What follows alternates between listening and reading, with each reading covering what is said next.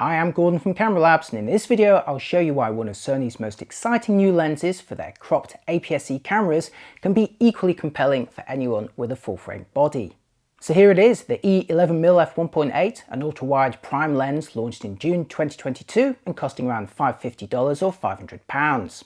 It's designed for mirrorless cameras with cropped APS-C sensors like the ZV-E10 and A6000 series, on which it will deliver coverage equivalent to 16.5mm. I've already made an in-depth review all about it if you're interested, where you'll find that it punched well above its weight. But after returning my test sample back to Sony, I started wondering how well it might work when mounted on a full-frame body. So I borrowed it again for some intriguing comparisons when mounted on an A6600 and an A7 Mark IV.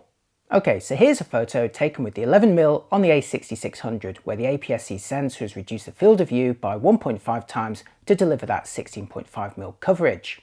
And here's what happens when you mount it on a full-frame alpha body with the default settings, essentially the same coverage. This is because despite having a larger full-frame sensor, that camera recognises the lens as only being corrected for the smaller APS-C area, and it automatically enters a cropped mode. But while the coverage may end up essentially being the same, that crop on the full-frame sensor does result in a significant loss of pixels and detail as a result, with the 32MP A7 IV only being left with 14MP for still photography. That is a pretty big loss. Let's take a closer look with the A6600 at the top with its native 24MP versus the A7 IV at the bottom operating with just 14 in its cropped mode. And full-frame owners would be forgiven for subsequently ruling out APS-C lenses for serious photography, at least unless you were starting out with one of Sony's high-resolution bodies like the A1 or A7R Mark IV, which have got pixels to spare. But for video, it's a different story, as even 4K only requires around 8MP worth of information, and that allows modest full-framers to capture it in either full-frame or crop modes without a loss of quality. Indeed, some full-frame cameras actually deliver sharper 4K from their cropped APS-C modes, depending on how they process the data. So here's the A6600 and 11mm filming 4K 25p, before switching to the A7 IV and 11mm in its cropped mode, also recording 4K 25p. Place the A6600 at the top and the A7 IV at the bottom, and you can see how, unlike still photography, there's actually no compromise using the APS-C lens for video in a cropped mode, at least on this particular camera. Now, I'm guessing many of you already knew all of this, but where it gets interesting is when a lens designed for smaller APS-C sensors actually delivers a larger usable area. And we can find out what that area is by forcing the full-frame camera into its full-frame capture mode. But before doing that, here's what you should expect. Now, every lens projects an imaging circle onto the focal plane with a usable image inside of it and darkness around the edges. Bigger sensors therefore need lenses with bigger imaging circles to cover their area and vice versa. You shouldn't normally see the imaging circle in practice unless of course you fit a lens that's only designed for a smaller sensor, like an APS-C lens, onto a full-frame body. Then the imaging circle, or at least some of it, is revealed towards the edges of the frame.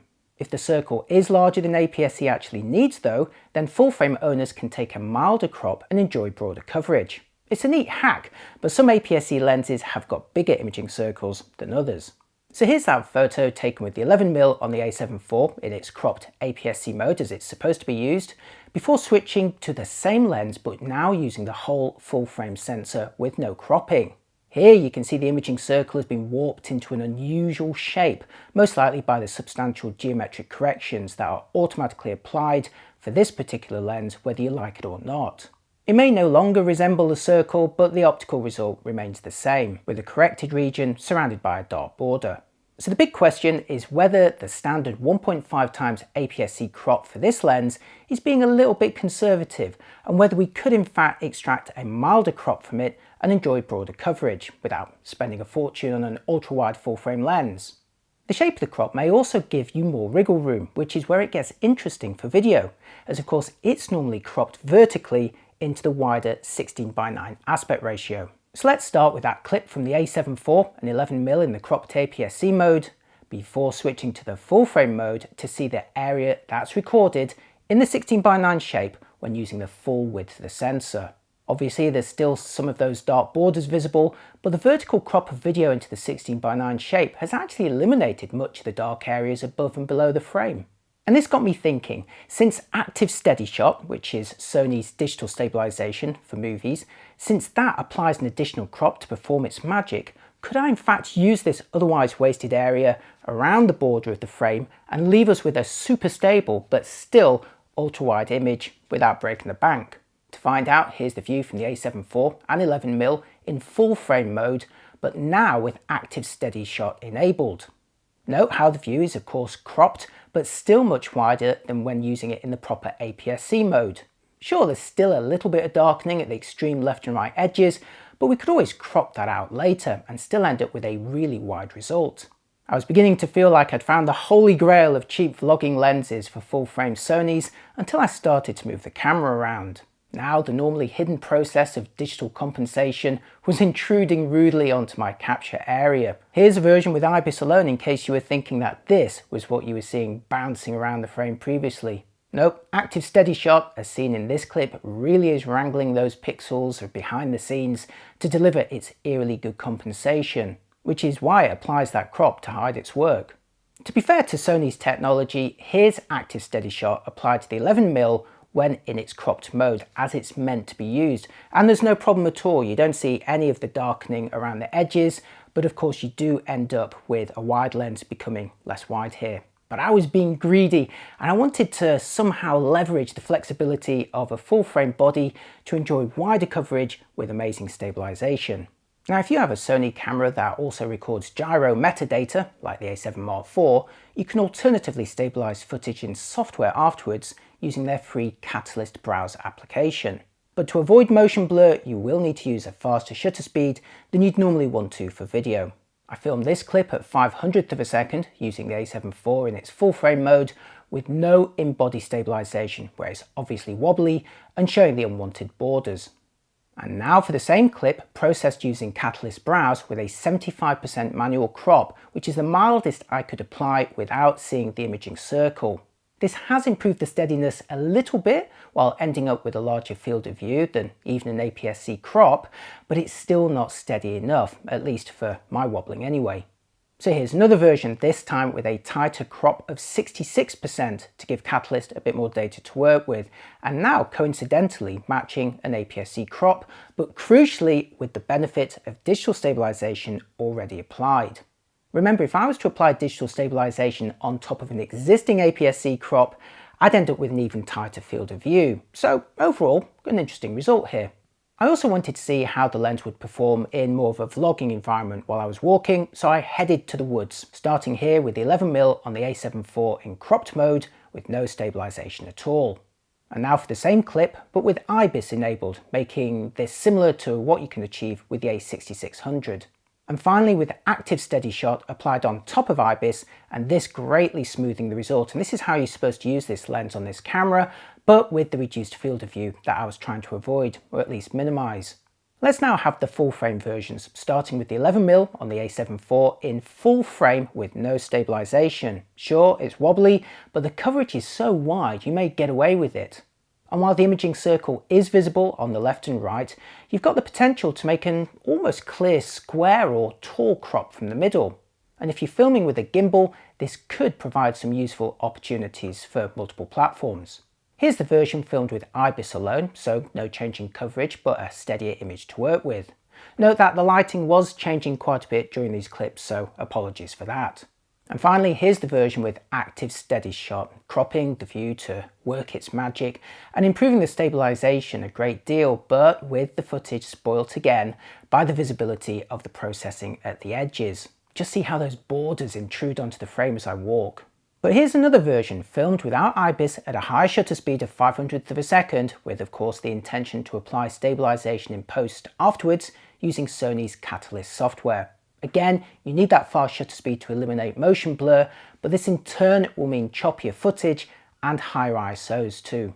And here's the stabilized version, where again I opted for a 66% crop in Catalyst to give it enough data to deliver a fairly smooth result. Again, this new version matches APS-C coverage, but with the benefit of effective digital stabilization already applied. It's an intriguing option to have at your disposal, and if you're steadier than I am to start off with, then you can get away with milder crops. And just for comparison, here's the GoPro Hero 10 filming 4K at 25p with super wide coverage in its boost stabilization mode. Action cameras like the GoPro also exploit digital stabilization with fast shutter speeds to deliver some of the most stable footage around, albeit with reduced quality due to their small sensors. That said, they can be unbeatable in bright conditions. While trying out different ways to exploit the 11mm on the full frame sensor of the A74, I noticed that the frame was fairly clean from top to bottom in a roughly square shape. This in turn would allow me to make either traditional 16:9 wide crops or portrait-shaped 9:16 tall crops for use on vertical platforms, both from the same original clip without refilming. Sure, you're not getting the flexibility of a true open gate mode that in this case would record the full 3:2 shape of the A74 sensor, but it is an intriguing option for owners of full-frame Sonys nonetheless. Overall, my cunning plan to exploit the wasted border on this particular APS-C lens to apply active stabilization may have failed to deliver the result that I'd hoped for, but in the process I found that I could still end up with very stable footage with wider coverage than when using it in the proper APS-C mode. Plus that option to make different shaped crops for other platforms. And while putting the A74 into its APS-C mode for video may have delivered the same coverage as a genuine APS-C camera to start with, this full frame model enjoyed the added benefit of having both IBIS and active steady shot at its disposal, versus the A6600 or ZV-E10, which only offer one or the other. So unless or until Sony launches an APS-C camera with both IBIS and active steady shot, the ultimate body-based stabilization for filming with the E11mm f1.8 is ironically when fitting it to a full framer like the A74. And that's it for this video. I hope you found it interesting or maybe even useful, and I'd love to hear from you if you're using APS-C lenses on full frame bodies, especially if you're trying to do a hack like I have here. Don't forget that I've also tested almost every single new lens on my channel or at cameralabs.com, so do check out those reviews if you're in the market for something new. Thanks for watching, and I'll see you next time. Bye bye.